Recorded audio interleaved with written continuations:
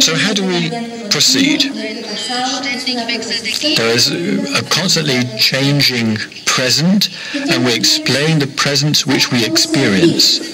We are living organisms, and as living organisms, we only have the present in which we live. And if we talk about history, then we're not going back into history, but we're talking in the present, where we are and where we have historically evolved from. Future exists in the way in which we see it now. Today, in my life, I imagine what I should be like tomorrow, or how I will like to see the future take place, and how I would like to explain my present now as a result of my past. And therefore, I have a projection on into the future. But, having said that, I live in the present. I think today in the present about things will take place tomorrow, but we are here and now in the present, and tomorrow will again be the present. So we want to experience something in advance, and for instance thinking of marriage or an examination, and we deny the present in doing so, but all we've got ultimately is the present. And sometimes we are anxious about what has happened in the past. I might project on into the present, but we explain the future as a result of the past. We explain history with reference to the present. We project the future out of the present, and in the course of life, this future changes and then becomes present, because we find ourselves not in an atmosphere that is predefined, but it exists before we actually get there. The space of our life evolves with our lives. And this again is something that we need to think about. Ocurre en nuestro vivir como un existir en sí. Son modos de referirnos al cómo vivimos ahora. O sea, todo lo vivimos ahora. ¿Y desde dónde explicamos? How can we explain that? Where can that explanation come from? Every time we suggest an explanation, we do that against a background which implicitly or explicitly is connected to our lives. It is what we now live, consciously or unconsciously. We say what we're living right now, sometimes consciously, sometimes unconsciously. Mostly, actually, it's unconsciously.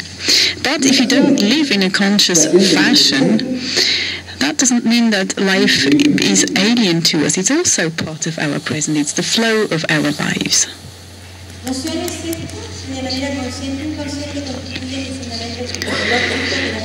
These are notions which, consciously or unconsciously, represent the epistemological background from which we act. We don't just explain things out of hot air, we always explain things on the basis of a foundation. And that foundation is our notions, emotions, conscious or unconscious ones. That's what we mean by epistemological background or foundation. That's where we are right now.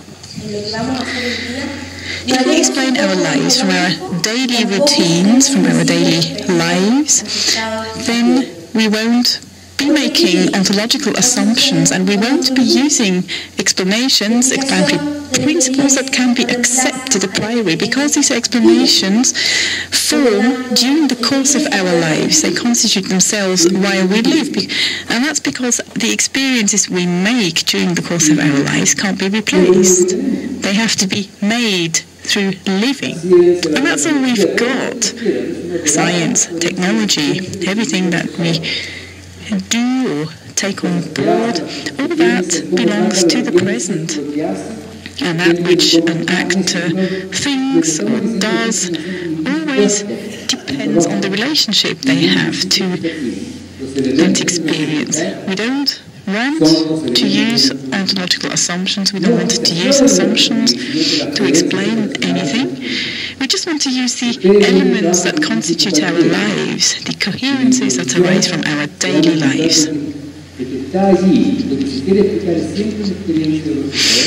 When you introduce a scientific reflection, you'll see that you always refer to some observation, and that observation is always the experience of a certain person. The instruments that person uses is to link experiences to what is being observed, and that is part of everyday life too. So they are not explanatory principles that are given a priori. Under those circumstances, if you explain something, we also reflect on our foundations of existence, our relational foundations.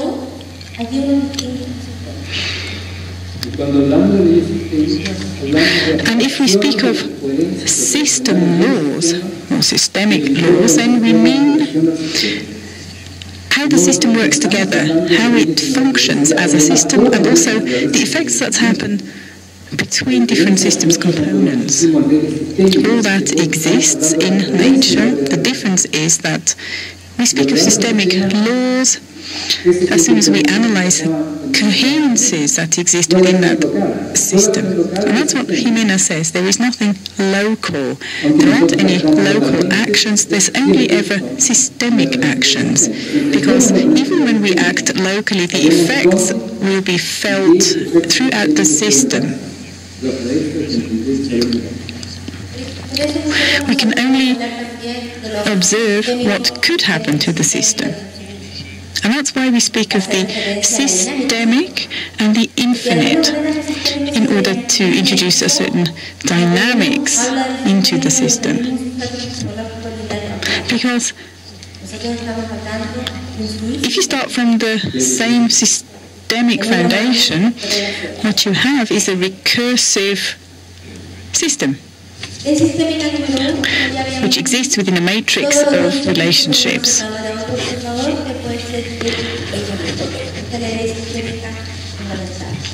Everything that is said by an observer to another observer. That's the systemic law that we'd like to postulate. The observer is a person who differentiates something, and they differentiate this by feeling something, even though what has happened independently of him as an observer and his feelings. No matter what we refer to when we reflect on something, we have to realize it always relates back to our own activities, our own actions. When I reflect on something, I am saying this as an observer. I act as a human being by saying what I say. If I say I don't believe something, then again I am an observer, a person saying something as if I stated this independent of every other factor, even though that cannot be the case. The soul of the second reflection, life. Now I'm getting a bit nervous because many people are leaving. Is that because we're boring? But what are we as human beings? Are we living human beings or are we robots? Do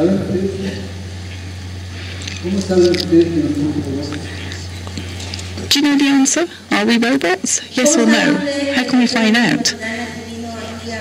How can you know whether that Mr. Maturana isn't a robot of the last generation? Or,